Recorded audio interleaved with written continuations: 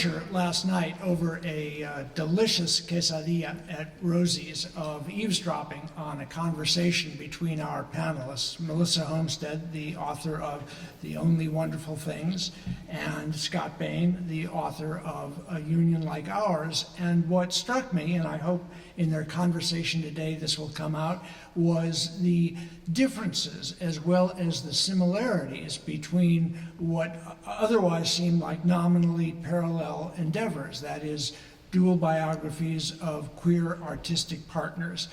So I think if my preview was any gauge, you are going to enjoy yourselves very much. The library is not, however, offering delicious quesadillas.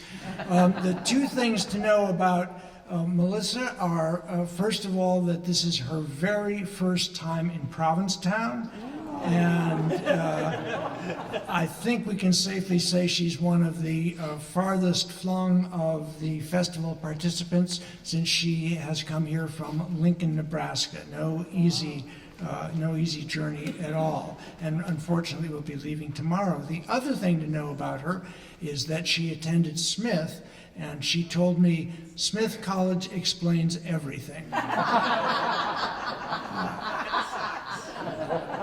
And the two things to know about Scott are that he spent 18 years working on A Union Like Ours, and he persevered through the either rejections or complete ignorance of 28 publishers before he found a house to publish his book.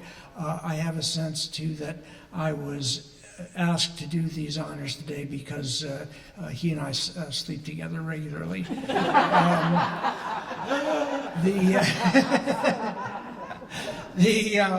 Melissa and Scott will begin by reading passages from their book. They will then have a conversation for about 45 minutes, at which time we will invite questions from the audience. And perhaps if there's time left over, they'll read again. We will adjourn at 12:45. So now I will turn it over happily to Melissa to read from her book. Okay, so I decided that I would do something that's pretty self-contained and that actually sort of comes somewhere near the end of the story of the relationship, because it contains a lot of what you could find in the relationship earlier. And it's also because I will take any excuse to read the one surviving letter from Willa Cather to Edith Lewis. So, in 1936, Willa Cather and Edith Lewis spent 2 months at their Whale Cove cottage, a period that included a month-long visit by Cather's twin nieces. They had planned to stay even longer, but when the weather changed for the worse, the two women started their long journey from Grand Manan on September 14th and were in New York by September 19th. Lewis went back to work at her advertising job, but after taking care of some publishing business, Cather repacked her suitcases and headed north to Jaffrey. On October 4, after she had settled at the Shattuck Inn, Cather wrote her one currently known letter to Lewis, addressed to "My darling Edith," and dated Sunday, 4:30 p.m. It's unlike any other surviving letter. I am sitting in your room, looking out on the woods you know so well. So far, everything delights me. I am ashamed of my appetite for food, and as for sleep, I had forgotten that sleeping can be an active and very strong physical pleasure. It can. It has been for all 3 nights. I wake up now and then, saturated with the pleasure of breathing clear mountain air, not cold, just chill air, of being up high with all the woods below me sleeping too, in still white moonlight. It's a grand feeling. 1 hour from now, out of your window, I shall see a sight unparalleled, Jupiter and Venus both shining in the golden rosy sky, and both in the west. She not very far above the horizon, and he about midway between the zenith and the silvery lady planet. From 5:30 to 6:30, they are of a superb splendor, deepening in color every second in a still daylight sky, guiltless of the stars, the moon not up and the sun gone down behind Gap Mountain. Those two above the whole vault of heaven. It lasts about an hour, did last night. Then the lady, so silvery, slips down into the clear rose-colored glow to be near the departed sun, and imperial Jupiter hangs there alone. He goes down about 8:30. Surely it reminds one of Dante's Eternal Wheels. I can't but believe that all that majesty and all that beauty, those faded and unfailing appearances and exits, are something more than mathematics and horrible temperatures. If they are not, then we are the only wonderful things, because we can wonder. I have worn my white silk suit almost constantly with no white hat, which is very awkward. By next week, it will probably be colder. Everything you packed carried wonderfully, not a wrinkle. And now I must dress to receive the planets, dear, as I won't wish to take the time after they appear, and they will not wait for anybody. Lovingly, W. I don't know when I have enjoyed Jupiter so much as this summer. Pleasure is at the center of this letter. Cather's pleasure in escaping New York to enjoy a New England autumn, her anticipated pleasure in viewing Jupiter and Venus, and the pleasure she wanted to give Lewis by describing these things. Jupiter and Venus are the brightest planets in the sky. Because Cather was describing an astronomical phenomenon, the annual conjunction of the two planets, she specified the time of her writing, not just the day, but the reference also underscored the pleasure.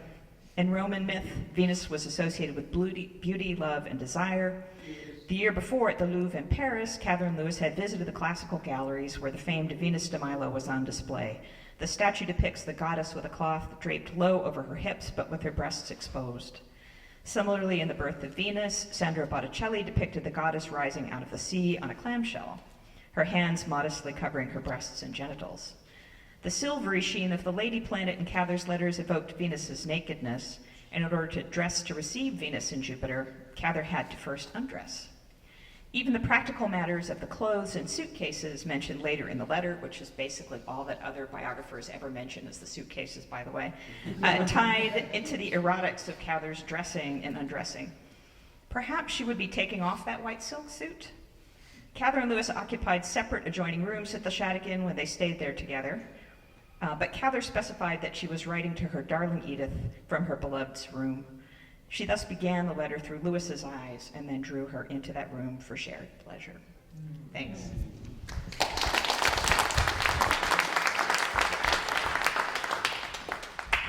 I'm going to stand. There's no way I can hold a book and a microphone at the same time. I'm going to read from an early chapter in the book entitled Falling in Love. The Paris was the 3-year-old flagship of the French fleet with roughly room for 2,000 passengers and abundant touches of luxe, such as square windows in the first-class cabin instead of portholes, of which the Compagnie Générale Transatlantique was capable. Aboard the Paris that trip, Matthiessen and Cheney traveled with an elite crowd, including writer Ring Lardner, tennis player René Lacoste, and railroad heir and horseman Reginald C. Vanderbilt, Gloria Vanderbilt's father. Matthiessen probably spotted Cheney at meals in the first-class dining room. Everyone always noticed Cheney, with his hazel eyes and dark hair. The two men may have already been acquainted through Yale or Skull and Bones, but now they, quote, fell into an easy intimacy, end quote, as Matthiessen talked freely about his family and religion, and Cheney showed the younger man his most treasured possession, a small leather case containing a photograph of his mother. On the 4th day of the voyage, Matthiessen decided to speak more candidly about sex. Presumably, Matthiessen felt a spark of attraction to Cheney, and their shared Skull and Bones membership made it easier to reveal such confidence. Matthiessen brought up Havelock Ellis, whose writing on homosexuality he had read the previous spring. Then he backed away. Later, after an evening of stargazing on deck, Matthiessen brought Cheney into his cabin to give him a good night snack of a pear. Then he summoned all his courage and jumped in. Quote, I know it won't make any difference to our friendship, but there's one thing I've got to tell you, he said by way of awkward preface. Referring to his days at the Hackley School, Matthiessen declared, I was sexually inverted. Of course, I've controlled it since. Matthiessen describes the miraculous moment that followed. Quote, "The munching of the pear died away. There was perhaps half a minute of the most heavily freighted silence I've ever felt. Then, in a faraway voice I had never heard, came the answer. 'My God, feller, you've turned me upside down. I'm that way too.'" Matthiessen and Cheney sat for several minutes in stunned silence. They were no longer alone. Each man had found another, someone whom he viewed as an equal and a peer. Until then, both Matthiessen and Cheney had largely cordoned off their lives with friendships on one side and chance clandestine sexual encounters on the other side. But that night aboard the Paris, in the middle of the Atlantic Ocean, a different world in which love and sex could come together suddenly blossomed. This moment of emotional communion, however, did not lead to sex. Instead, Matthiessen and Cheney stayed up until 4 o'clock in the morning, talking about their respective sexual histories and experiences, as each man had done as part of his induction into Skull and Bones. When Cheney said goodnight before returning to his own cabin, he affectionately tousled Mathiessen's hair and thanked him for his courage in speaking so candidly. The remainder of the voyage passed quickly as Cheney and Matthiessen talked and talked. On the last night, they rested on the couch in Cheney's cabin with Cheney's head in Mathiessen's lap.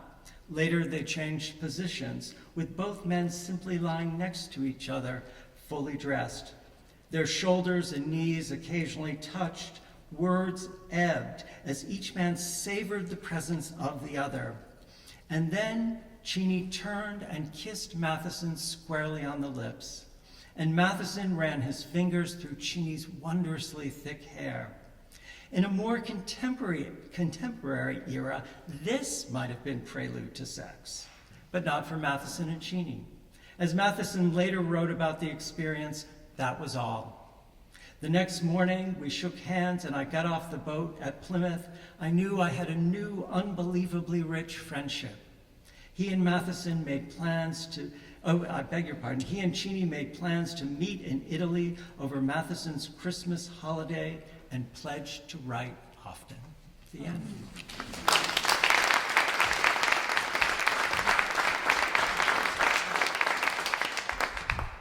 So Melissa, that's right, I'm supposed to be using this.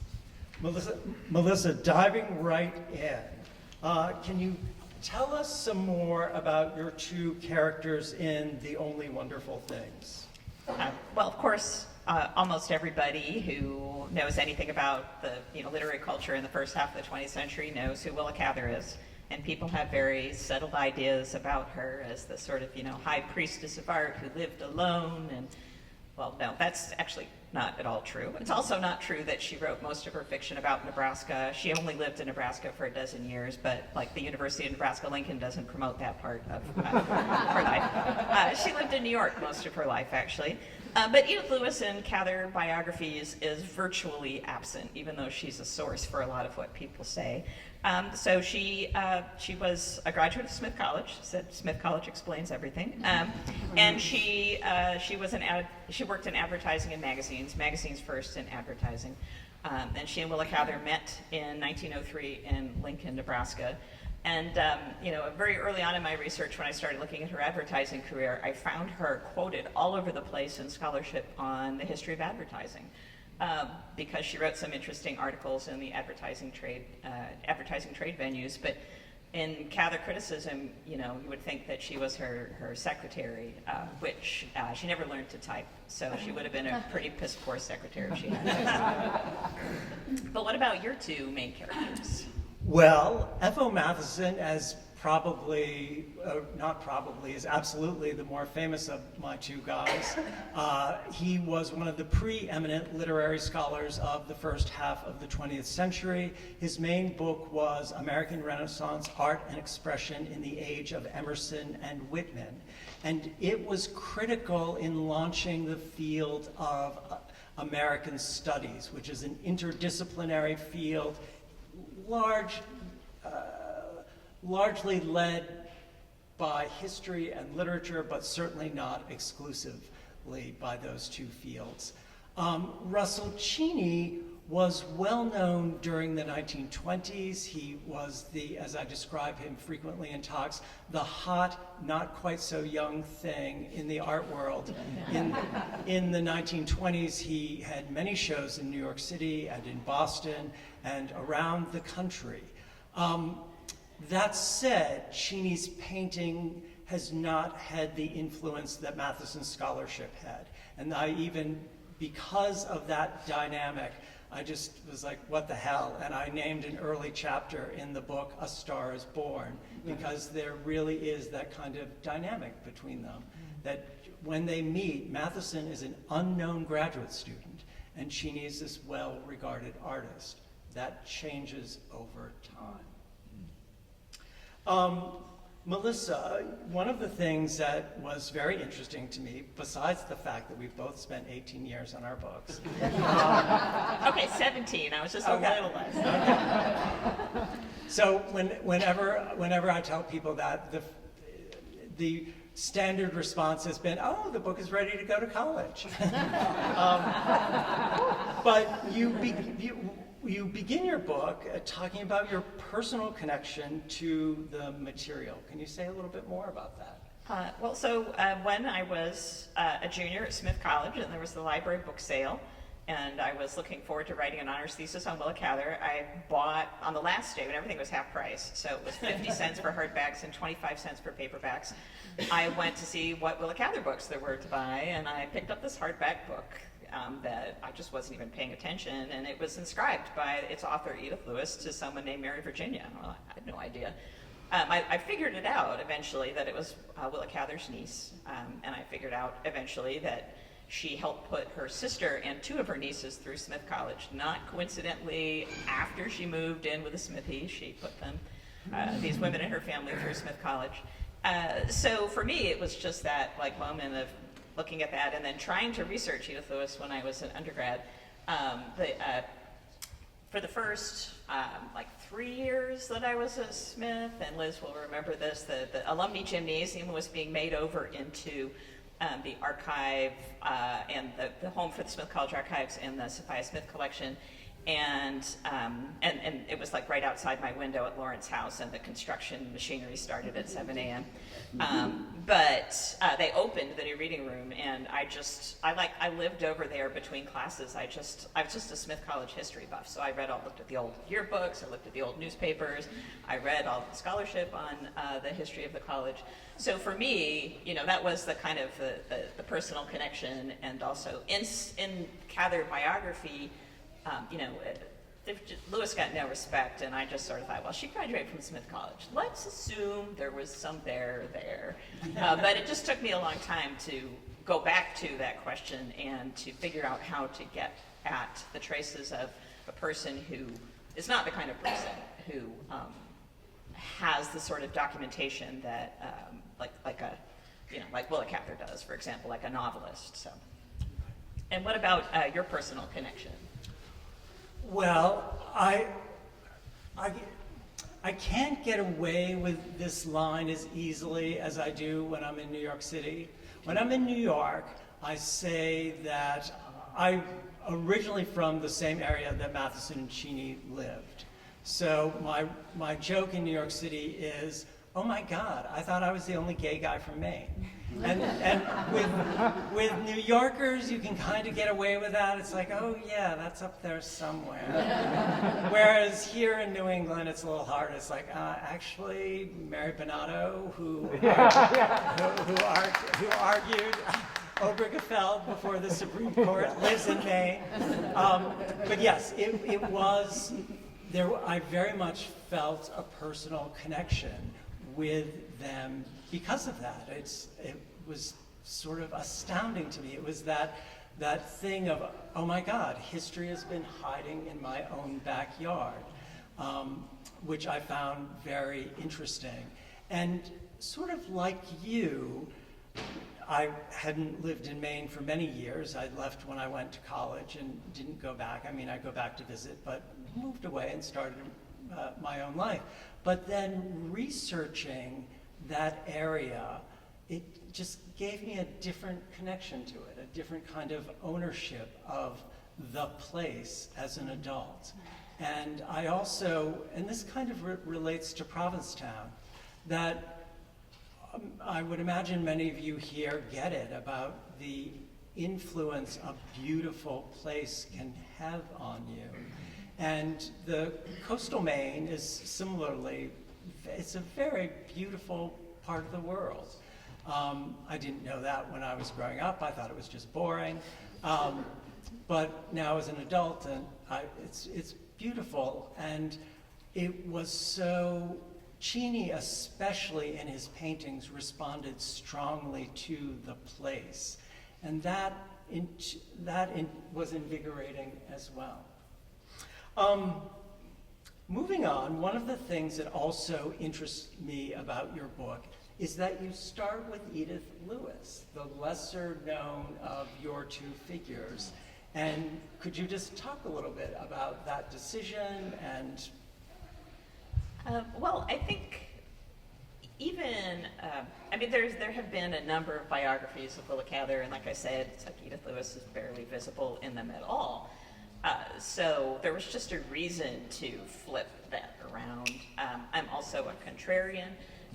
So just even the idea, I do things like at one point, if Cather mentions something in a letter, when I was on a sabbatical, she mentioned something as something that she kind of scoffs at it. I'm like, I want to read that. I bet I'll like it, right? So there was just sort of a kind of pleasure in unseating Cather in that way. And Cather also was part of the way that, let's put F.O. Matthiessen and Willa Cather together. We can put them together as being in some ways responsible for sinking 19th century American women's writing into oblivion. So the American Renaissance kind of helped do that. Willa Cather was very scoffing about most 19th century American women, except Sarah Orne Jewett, who's an important exception. We can maybe say more about Jewett later. It just seemed to me more than time to do that, and so I went ahead and did it. Nobody told me not to. But what about you have, as you were saying before, you have Matthiessen, at least in my world, as a towering figure, and you have Russell Cheney, who is lesser known. So how did you negotiate between putting those two together in your book? Right. Actually, someone did tell me not to do that. That I stick, the structure of it is primarily chronological, simply telling the story straightforwardly. And I started with Cheney because there was a 20-year age difference between them. And so Cheney was already well established in his artistic career, all of that. So it's like, he's already lived his life to a large extent. And I started with him initially, and I had the great privilege of the wonderful LGBTQ historian Martin Duberman read an early draft of the manuscript, and he said, don't do that. Nobody knows who he is, so that you don't get to the well-known name until like page 80. It's like, no, don't do that. So I resisted, of course, because that's what you do. It's like, that's not my idea. But I was certainly willing to give it a try, and I thought it worked well. It worked well and got to Matthiessen, and there's a lot of,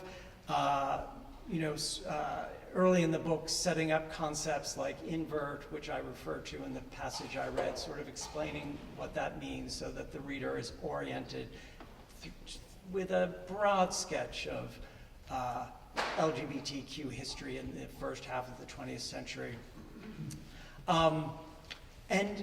But beyond that, Russell Cheney, the imbalance, that said, it was a wonderful opportunity to start to piece together a record of his work. I mean, Matthiessen publishes a monograph after Cheney's death in 1946 and 1947, but hasn't been a lot. I mean, again, Cheney is so starting to piece together that history of exhibitions and critical responses and curators who took an interest in his work. that was very rich, untapped territory. And so that was a great opportunity. Moving on, what do you think, Melissa, are the advantages and disadvantages of writing about two people, researching and writing about two people? Well, it's certainly a challenge when one of them has virtually, no scholarship or, I mean, there were a couple of essays published about her by Cather scholars, which are brutal and entirely inaccurate. so that, well, they start with a contrary impulse, right? If you say that, I'm going to prove you wrong. So it was, it was a real challenge, even though Cather was well documented. So when I started the research in 2003, the number of known Cather letters was at about 1,300. It's now at about 3,200. So there was also an explosion of new information about Cather, although that was easier to access. That was really in the form of letters. So a lot of it was working with letters. But Edith Lewis, yeah. I mean, I think that the real, the challenge was putting those two strands of research together, and I didn't know when I started exactly how they were going to get together. So I just have these ridiculously long chronologies where I would put everything together that I could find, every piece of information. You have no idea whether or not it's going to be important, and just put them together in one chronological thread, and then start finding where the story was. So, I mean, I think the strangest thing is that pretty early on, I put together a sort of list of chapters and chapter titles with actually relatively little research done. And it stuck, even though I didn't have access to most of the material at that point. So, somehow that worked. It was a very long and mysterious process, and right up to the very end, weird little things just kept coming up for Edith Lewis that I had no idea I would ever find, Just little details, and I kept finding more of her letters, not to Cather. About 600 of her letters, and most of them written after Cather's death. And she would just refer back to something that happened much earlier, and I would be like, oh my God, look at the detail. And I would have to go grab it and pull it back into my narrative, but it was just a weird process. It's hard to say much else. But what about you and how you handled that? I would say that right from the beginning, I saw this as a love story. And starting with the fact that they met on an ocean liner, it's like, oh my God, where are Merchant and Ivory? I immediately saw, and then as I talk about it in the book, I relied heavily on the letters. Matthiessen and Cheney exchanged roughly 3,100 letters between them. Wow. Their relationship is incredibly well documented. Jealous. But when Melissa and I were talking, she, which no one had said to me and I hadn't thought of myself, was that because there are so many letters, that means they weren't together. But still, it was incredibly well documented. And I also started tracing the idea of, to the title of our session, how did they influence one another in their work? For example, Cheney introduces Walt Whitman to Matthiessen. And there's a great letter of Mathiessen's early on in which he says that he's thrilled to discover that literature is not just about reading, it's about living. It's just like, just that exuberance of, early 20s and, just sort of coming to life intellectually and emotionally. And I also started to see that in Cheney's work, that there's another beautiful letter that, he says something to the effect of, to love, now that I've reached the full expression of my physical life, I thought he had reached it before that, but that's another story, that to know that to to love and to create are the same. They're one. They spring from the same place. That too, I started to see their dialogue with one another. And that becomes one of the themes I trace.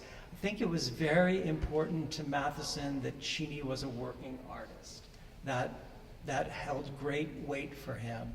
And so I put forth the idea that Cheney lives and puts into practice many of the ideas that Matthiessen considers in a scholarly and analytical way.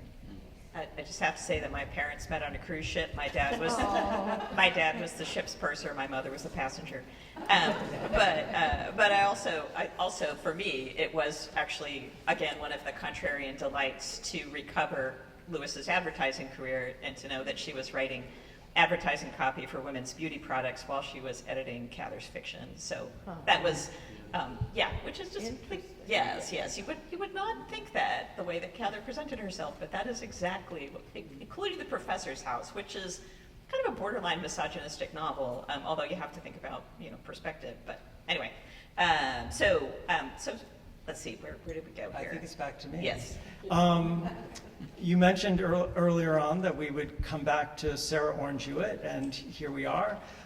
One of the things you talk about in the book is Willa Cather and Edith Lewis modeling themselves on Sarah Orne Jewett and Annie Fields. What do you make of the LGBTQ, or the desire for LGBTQ couples to find a tradition for ourselves? And what would you say about Cather and Lewis doing this? Well, I think that looking for models in relationships is kind of an ordinary thing, maybe not all that extraordinary in some ways. I think straight people probably do it too. You look at people who have good relationships and you try to model yourself on them. I think there's a very strong strand in scholarship on lesbian history to see this radical divide between the 19th century and a kind of openness and acceptance for the so-called Boston marriage tradition, and then there's supposedly a radical break into the 20th century. And in fact, Lillian Faderman and Surpassing the Love of Men was a very important book to me when I was an undergrad, and it's still in a lot of ways a brilliant book. But she says at one point when Sarah Orne Jewett writes a letter of advice to Willa Cather in which she critiques a particular story because it's written from a male point of view, and she said you could have written it from a woman's point of view. She could have had those same tender feelings for another woman, and Faderman says Willa Cather would have blushed to read the letter. And Sarah Orne Jewett would not have understood why she was blushing. But that letter was published with Cather's cooperation in 1911. So where is the blush? I don't see a blush. I really see, I see a pretty easy continuity. So I think that idea of a kind of rupture, at least for women's relationships, romantic relationships with one another, really needs to be revised. But I certainly think for these two women at a particular moment in time, so Cather meets Sarah Orne Jewett in 1908 and she dies in 1909. So it's a very sort of short but really important mentoring relationship. And Willa Cather and Edith Lewis move in together in 1908, right? So there's a real sort of close connection, I think, between those two moments. So what about you and your, I think in the context of your book, there's a sense that Matthiessen and Cheney didn't see a tradition for themselves, and there was perhaps, that was a source of difficulty in their relationship and conflict. I'm not sure how much conflict it was, but they didn't put themselves in a tradition. There's a beautiful letter early on in their relationship of Matthiessen writing to Cheney, and he says something to the effect, we stand in the middle of an uncharted country, that there have been other relationships like ours throughout history is obvious, but we cannot learn from them. We must make up everything ourselves. And they had what homosocial books they could get their hands on, which they kept at Kittery, in Kittery, Maine, their house in Kittery. But they didn't have a lot of LGBTQ friends. There was a fairly high degree of acceptance of them as a couple among Mathiessen's graduate students. I uncovered evidence and tell the story in the book of T.S. Eliot visiting them one summer. There's a great story that appeared in the Harvard Crimson that they went for a boat trip in the Piscataqua River, and T.S. Eliot was dressed in a derby hat and spats. It's like, what? You know, there was that sharp line between public and private, that in private they had a fair amount of acceptance, but in public, no, they couldn't cross that line. But they did have some conflict. Cheney's family had Oh, some yes. difficulty, right? I mean, that's the thing that I don't see that at all with Cather and Lewis during their lifetime in terms of any family sense of any problem. It's just simply there. Yes, and that's true.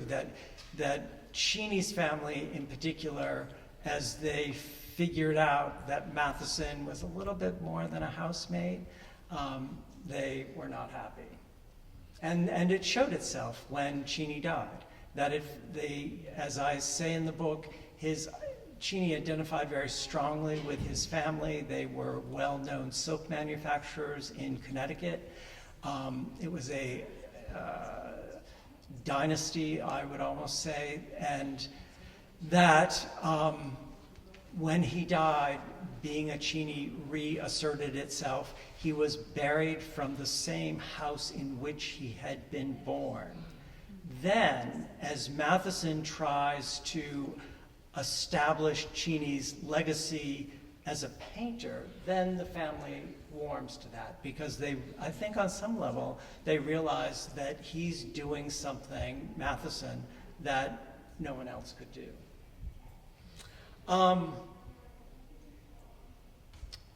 And on this idea of being accepted as a couple, that's something, again, you talk about. You talk about Mabel Dodge Luan, who accepted them in New Mexico. Were there others? Anything more to say about that? Well, certainly, there is a question of how people categorize them in their head as opposed to just simply like letting them reside there without a category.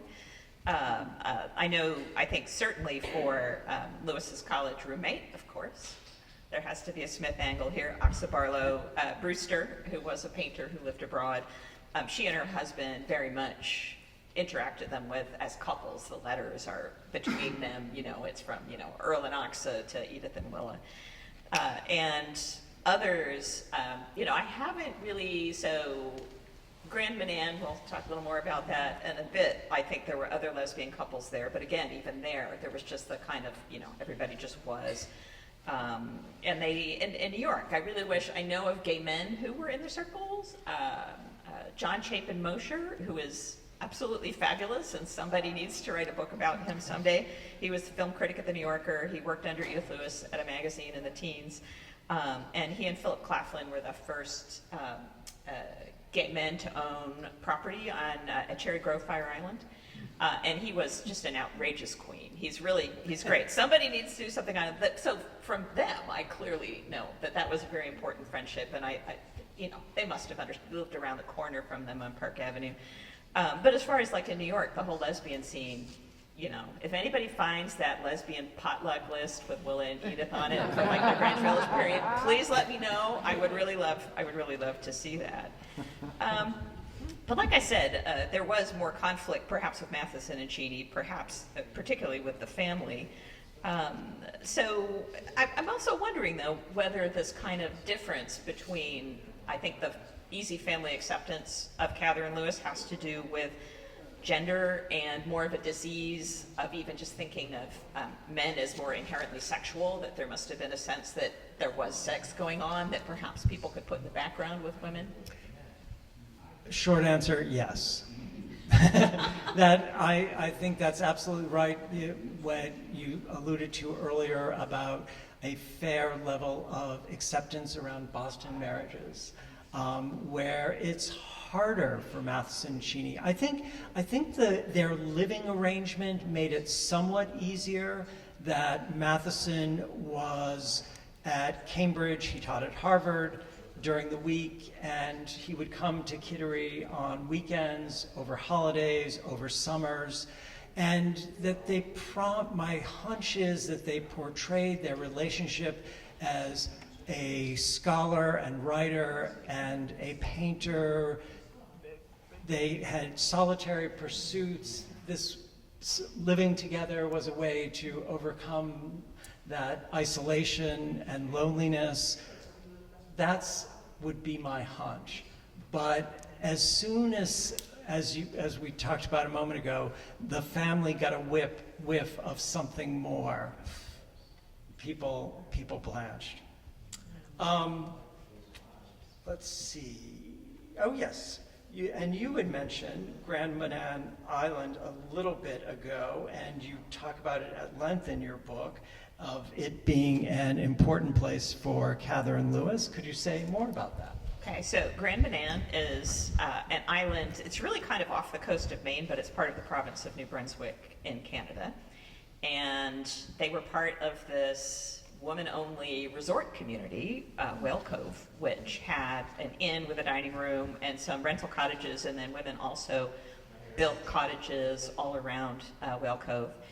And I think there is a sense, well, in Cather biography, there is a sense that Willa Cather was there sort of alone, walking the cliffs. No, she was living with Edith Lewis there. And they also, there's a sense, on the other hand, people want to make it into an artist's colony, or they want to make it into this kind of like lesbian getaway where women could express themselves in a way that they couldn't elsewhere. And I think both of those don't really sort of get at who went there. There were some other artists, but it was mostly like teachers and librarians and social workers, because it was actually a pretty cheap place for them to summer. It was a place for women who liked outdoor recreation and those kind of simple pleasures. And it was a place that definitely was, outside the heteropatriarchy, but not exclusively lesbian, right? Because there were sisters, there were, daughters with the widowed mothers, but there were definitely, in some ways I really feel like it's a place where they got to be with women who were very much like more women of their kind of class and places, right? Because being an advertising copywriter and being a famous novelist were different from being a teacher or a social worker or a librarian, but that's what a lot of the women in their families did. And I think that they also just were treated, for the most part, like ordinary people by these other women, and so that was just a great relief. And also, before air conditioning, New York would have been hell in August, and it's really quite cool up there. The Whale Cove cottages, they're still there, because all of these women did not have children. It kind of got made over and misremembered by a lot of descendants until I think more recently. And you can actually rent the Cather Lewis cottage. It's owned by one of Cather's great nephews, but he lets the owner of the cottage, the inn, rent it out. And I stayed there with my at that point, my two basset hounds, Lacey and Helen, went to Grand Manan with me, and it was just, it was crazy fun. But it was also research. So, no, actually, I was like walking around, how long did it take to get from their cottage to the inn? And the answer was about 2 minutes. So they were not isolated in the way that I think people thought. So I think it's interesting, Scott, that we've got both of our couples really found the Southwest to be important. I've got a whole Southwestern chapter. I'm not exactly sure why Cather and Lewis never went there again after 1926. So they went there 4 times together, 1915, 16, 25, and 26. But I don't know. I think maybe they liked the Grand Manan community, and although that was hard to get to, I think the Southwest was equally as hard to get to. And they liked having their own home. I don't think they could have pulled that off in the Southwest. But why do you think that the Southwest was important to Matthiessen and Cheney? Sure. And well, first, for very practical reasons that Cheney, one of the themes in the book is Cheney suffered from breathing problems throughout his life and was diagnosed in 1916 with tuberculosis and treated at a sanatorium in Colorado Springs.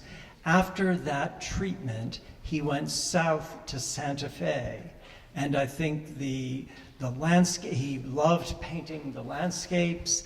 The native architecture was very appealing to him.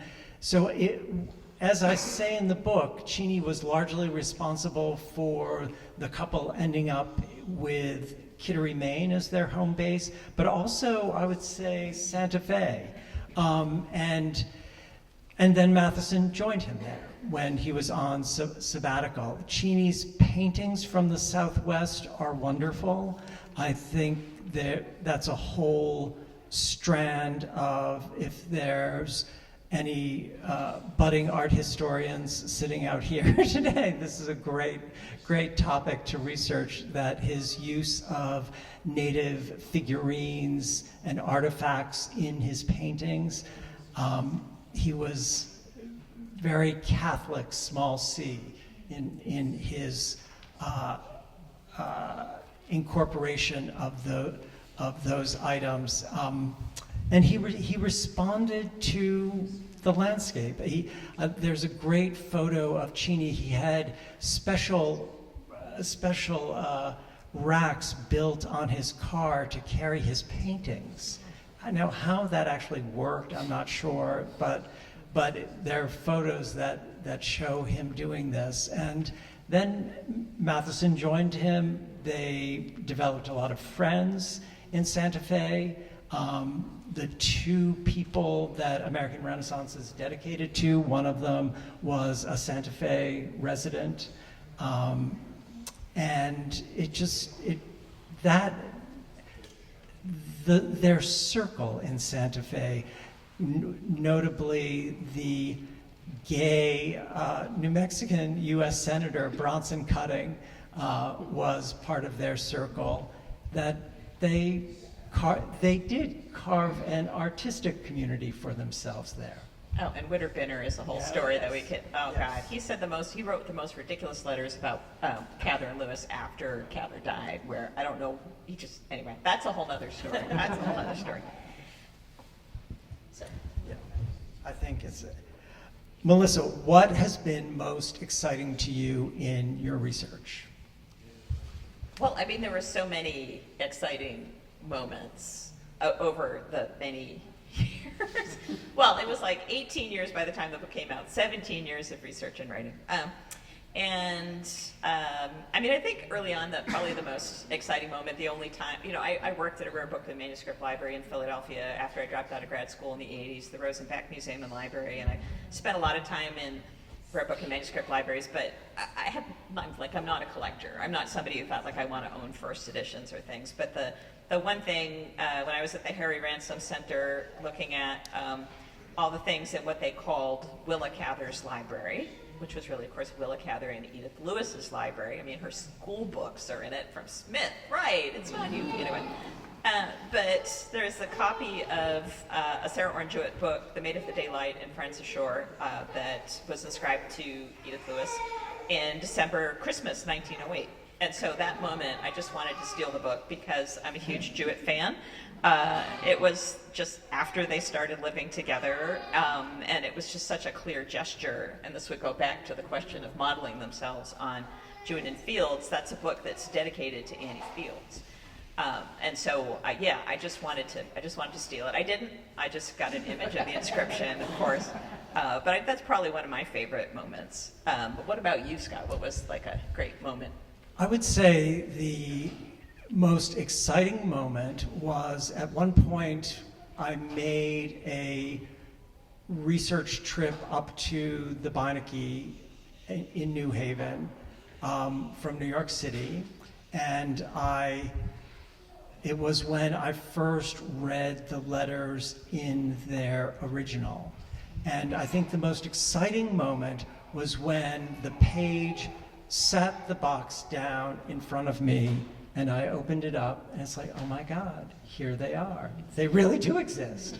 And there's something about letters that are so intimate and personal that it was wildly exciting to have this window into the history of these two men and their relationship.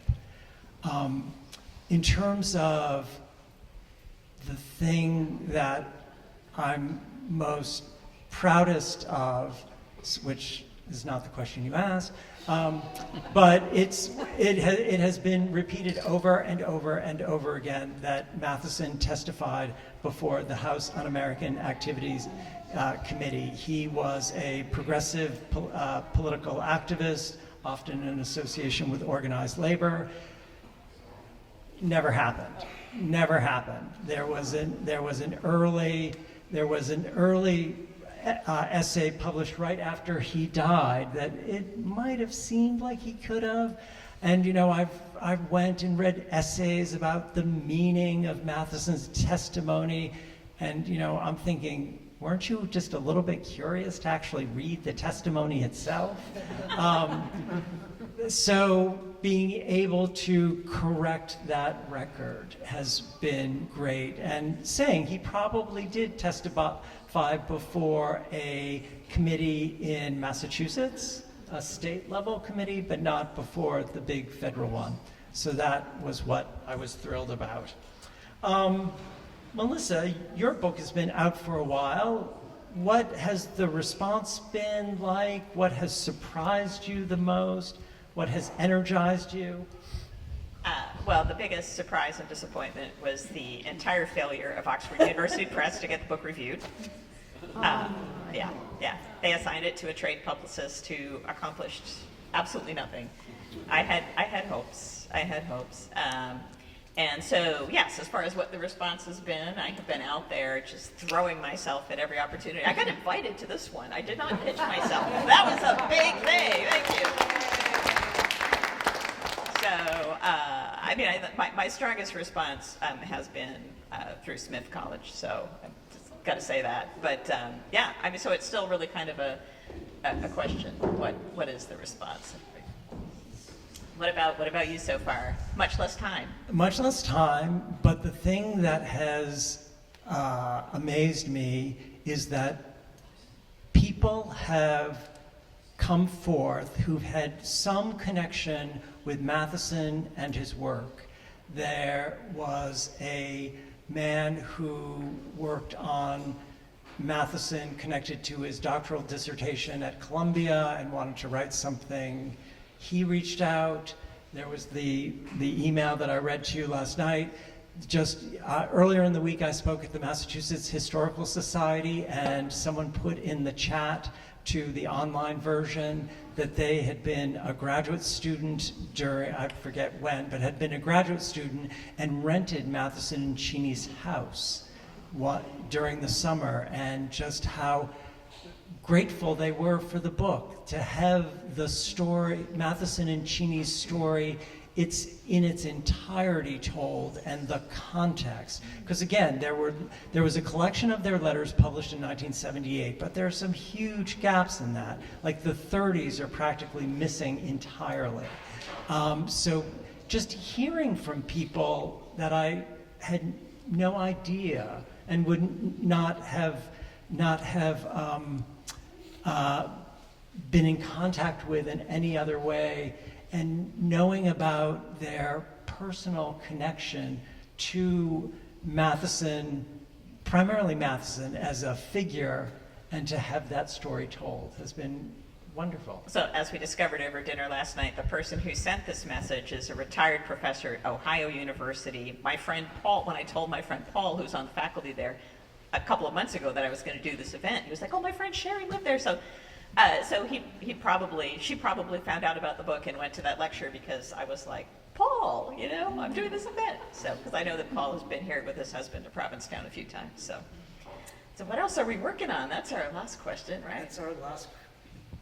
Well, I have a fantasy that I'm going to write a book about Sarah Orange Jewett and Annie Fields. I I am spectacularly overbooked, and that may have to be a retirement project. But yes, yeah. I mean, I think when people say they think they know what the Boston marriage is, I think they have no earthly clue what it really was or what it meant. You know, part of the story, so Benji Cahan, in a book that came out a few years ago, Modernist Celibacy, he traces the origin of the phrase the Boston marriage to an article in the 1890s in a magazine in Boston that this gets back to Cheney and Russell, because it's by Edna Dow Cheney, who is in the family tree of Russell Cheney. She uses it in this really interesting context, but you know, there are biographies of both Jewett and Fields, and I think one of the things that just drives me a little crazy is that people will say, and this is not even just from sort of like, you know, homophobic or heterosexist kind of people, that because Jewett and Fields so openly expressed, you know, their feelings, then they couldn't have been, you know, right? That there's somehow, that if they didn't feel shame, right, that there's like, no, but this is even historically speaking in sort of, you know, queer studies scholarship, the idea that shame is constitutive of queer identity at these different moments. And so if they didn't feel shame, if they were open, then it must not have really like been sexual. And then there's the whole question of what even is sex, right? So I think I definitely want to maybe write that book. And Annie Fields hung out with all of my 19th century ladies too, like, you know, Catherine Sedgwick. I'm president of the Catherine Sedgwick Society. Catherine Sedgwick, when she was an old lady, met Annie Fields, who was like, you know, the publisher Fields, James C. Fields' child bride in the 1850s. So yes, I would like to do that, but that's going to be a whole, you know, there's a lot more letters there though, so it would be more like your project if I did that. So, well, what about you? The short answer is I don't know. This right now, working to publicize the book. Just trying to be open to whatever might come along, and just I don't know. Is it? So I think we have come to the moment in the program to see if any of you have any questions. Hi. Dave. First of all, thank you. This is really, really fascinating. And this, I admit my ignorance at not knowing anything about any of your subjects, really. It just really makes me want to find out more. But my question is, I know when you're writing a book such as this, you're needing to be as objective as possible and to paint a picture of history in a factual way. But secretly, and this is for both of you, did you relate more to one of your characters above another? Did you kind of feel more inspired by one? Did you like one better than the other? You know, that kind of thing. Oh, I'm Team Edith Lewis, definitely. I mean, I direct a program dedicated to Willa Cather. I just got a big grant to digitize her literary manuscripts because Edith Lewis's handwriting is all over them, of course. But you know, she, yeah, I mean, she so dominates the sense of what the potential for women's writing was in the early 20th century and what the value of the history before is. So she kind of annoys me. I mean, her literary politics really kind of annoy me. I'm also a super fan of her works, but I don't think I would want to hang out with her. But Edith Lewis, I mean, Cather was not a feminist. And people would think, shocked, no, she must have been a feminist. No, she was not a feminist. She was an individualist. She didn't care particularly about the status of other women, except as it impinged on her ability to do what she wanted to do. I mean, I think Edith Lewis was a feminist of a particular kind. You know, she worked in corporations, but she was definitely thinking about mentoring other women in their careers. That's a clear strand that comes through. A lot of my evidence comes from those women who were mentored. And you know, I think I would hang out with her definitely. But you know, Willa Cather, I don't think we'd get along very well. That's a great question. I would probably say that I gravitated more easily to Matthiessen, and some really practical things in the letters. Mathiessen's handwriting is so much better than Cheney's. Sort of, a friend of Cheney's describes his handwriting as hen tracks across eternity. And it's like, that's being nice. So I think, and Matthiessen, as a literary scholar, he's predisposed to be articulate about the sorts of things, it's all a blur already, but that this early letter, that we stand in an uncharted country, there have been other union, he's just thinking in those terms. Cheney, not as much. And Cheney, I think he did. I did make a connection with him over time, largely through his painting. And again, I think he really responded strongly to the coastal Maine and New Hampshire. And also through his family, that his family was very important to them, and they were very interesting, and that it was through the family that they ended up in Maine.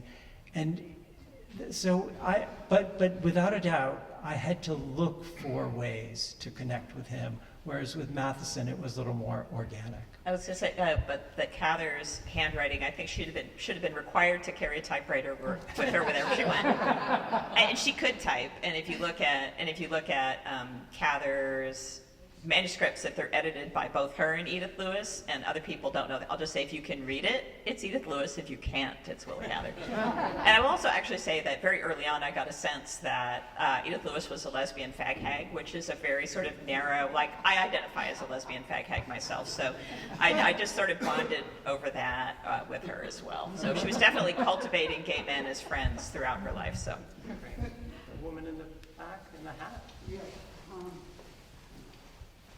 I echo the other audience member in thanking you for a lovely panel. And I have a question for each of you, and they're unrelated, so I don't know if I should ask them both. I was going to ask you, I remember teaching Mark Merlis's 1995 novel, American Studies. Yes, and so I was going to ask you what you think of novelizations of F.O. Mathiessen's life, and I was going to ask you what your opinion of previous Cather biographies is, especially the Hermione questions. And thank you again. Oh, thank you for the question. It's a great one. I published an article a little while ago that talks about this issue, that it's kind of unusual that a scholar should be a inform fiction, that he began. And there, before Mark Merlis's book, there was May Sarton's book from 1955 entitled "Faithful Are the Wounds." I think Mark Merlis's is better, and it's just unusual. I think it's great that it expands the story. It continues to enrich that. There's this great, I'm not a scholar, but I read as an undergraduate this great essay by Walter Benjamin on translation, and just the value of translation in expanding a work's life to different audiences. And I think something like that happens with this, that it expands his story. It's a compelling story. And so, why not? As for previous biographies, James Woodruss's biography is essentially deeply homophobic. And Sharon O'Brien, so she's worked, her biography, which sort of really opened up queer criticism for Cather, came out in '87. And it only covers Cather's life through 1915. And so she meant to write a second half, and she never did. And she, I have arguments about her interpretation, but also personally, she's been very, very supportive of my work and written me letters of recommendation and such. The Hermione Lee biography repeats the worst nonsense and totally dismisses Edith Lewis. And it's just, yeah, it's pretty terrible. It's not much of a biography, but I mean, people tell me that she was really winding up to do the Edith Wharton biography, which is what she really wanted to do. So yeah. Thank you. Thank you both for a very engaging panel. Questions from Melissa, though. I appreciated that you were reading that one extraordinary letter from Cather to Lewis. But reading your book, when both of the women are correspondents, both have strong and lifelong relations with friendships with other women to whom they write many letters and quote from some of them. So my question is, and I think in reading the book you don't speculate on why it is that there is this one extant letter, but I wondered if you had private sort of speculations or thoughts about where other letters might be or what might have happened across them. Because while they did live together most of the time, as your book informs, they were often in different places too in their correspondence. So where is that trail of letters? There is a great mythology about Cather and letter burning, which, getting back to the biography question, allowed a lot of people to do this sort of like, well, don't have to look very hard because they burned all the letters, right? Which sort of fed into this idea of Cather as closeted for some people, and for even queer criticism, like the closet's an important concept. And for people who just didn't want Cather to be gay, it's like, well, Miss Cather didn't want us to read those letters, so we shouldn't concern ourselves with it, right? But there is really no particular reason to think that they did destroy their correspondence with one another. And that one letter has been at the National Willa Cather Center in Red Cloud for, it's not clear how long because they didn't keep provenance records. But the number of postcards went up from 2 to 5 over the course of years. They showed up in various collections. And so it's possible that the letters were destroyed. It's possible that someone other than them destroyed the letters. And that would be after Edith Lewis's death. It's possible, not necessarily likely, but possible if they survived to that point. It would have been Cather's niece and nephew who were very opposed to the lesbian theory about their Aunt Willa at that point in time. But the other part of the story is the nurse who worked to socially isolate and take control of Lewis's finances in the last 5 or so years of her life. And the letters could be out there somewhere in a private collection. It's possible that they were sold, because that's how those postcards got around. I've written a very tedious academic article on this point. You don't have to read that, but I think that one letter might have ended up in Red Cloud because of Emmeline Rudy. And it's possible that other letters, those postcards, clearly went on the market to individual collectors either before or after Lewis's death, because she was definitely taking and selling things before Edith Lewis died. And so that's a kind of very sad part of the story. There's 1,000 pages of documents in a will contest that emerged after Edith Lewis died. So, yeah. This is a question for both of you. Do you recall the moment when you decided you had to write your books? And if so, would you be kind enough to share the rationale for doing so? It really was about 18 years, before the book came out that, so there was also a mythology about the fact that Cather destroyed all of her literary manuscripts, which she did not. And in fact, there's a whole trove of them that Edith Lewis donated to the New York Public Library in 1947, and people they were officially not in the catalog for the first 5 years, which is a very ordinary thing. A lot of donations to special collections are sort of off the books for some period of time, but they have her handwriting all over them, and everybody was just sure that Cather destroyed all traces of her creative process because she controlled everything. She kept, there's all these stories that people tell. But when I started hearing about the materials that were coming into collections, other materials were coming into collections a couple of years before then, and Edith Lewis's handwriting was on them. So that was really an important part of the spur for me. The rest of my scholarship is on authorship and publishing history. So for me, thinking about unpacking Cather's creative process and seeing how that worked was an important spur, and also Smith College. So. And I would say that I wanted to write something early on after, again, I'm still fixated on the ocean liner. It's like, there's just like, who meets on an ocean liner? So it made me want to write something. I saw it at first visually. I thought, is this a screenplay? That is just, sort of, again, ocean liner, Harvard in the 30s, Cheney's paintings, as I said, responding to this beautiful landscape in Maine. It's just such a visual story. So I knew I wanted to do something along those lines. The form it took was a little bit of searching around, as I've never written a screenplay. I wasn't quite ready to go there, although David gave me 4 for Christmas one year. It's like, okay. The other thing that I think was really important in solidifying my interest in this story was in Chief Justice John Roberts' dissent to the Obergefell decision about same-marriage equality. He says that it's against the law, it's against morality, and it's against history. It's like, actually, no, it's not against history. It's against what we know of history. And here, again, one of the things I've said about this relationship is that it's a marriage in everything but name and legal rights. They understood. There's even a letter in which Matthiessen describes their relationship as a marriage. Marriage, what a strange word to be applied to 2 men. Can't you hear the hellhounds of society baying in full pursuit behind us? But that's just the point. We are beyond society. We've stepped out the door, said thank you very much. He's really like, whoa, you go.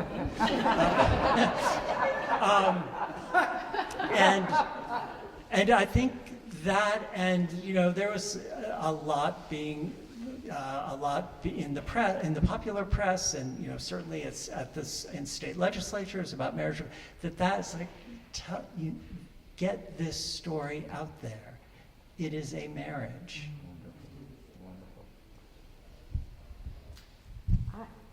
Got somebody over there. Oh, were you raising your hand?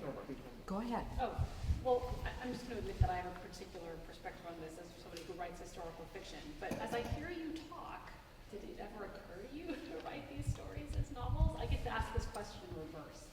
So I guess I'm really curious, as you've written these amazing works of scholarship, nonfiction, did the ocean liner and the island, resort seem so ripe for novel writing? Somebody has made them into the protagonists of murder mysteries. Are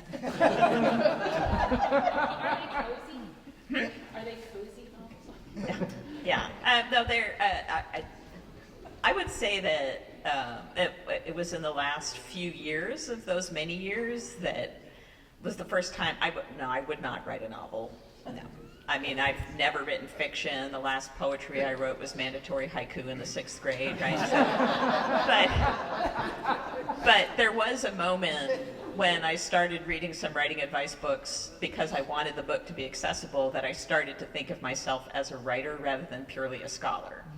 So there was a sense in which, and I was having a hard time with the trajectory of the book, and my friend Debbie Applegate, who won the Pulitzer Prize for biography, for Henry Ward Beecher biography, I was just like, and my editor, my last editor told me I needed more mind story for my book. And I was like, Debbie, what the hell is mind story? And it turned out to be from, it turned out to be from a book written by her agent, which is called Thinking Like Your Editor, I think. And so she was having, her editor was coming over for dinner that weekend. So Debbie's book on Polly Adler, the Madam, came out last year. But so she came back to me with like, well, I needed to have more of a kind of, shape to the book, and landed on dramatic irony. So that, for me, thinking about it in those terms, as opposed to like your academic monograph, which is just basically a loosely assorted group of chapters, generally, of your literary studies. Historians are probably better at this, but I just really, it was the whole going through this whole story, and then you get to the end and find out how Edith Lewis was made to vanish in a way, and the way that the misinformation was propagated, that you get there and you go, wait, you don't necessarily, you sort of know that's coming, but that ended up being the way of thinking of the trajectory of the book, so. And I would say I didn't need to.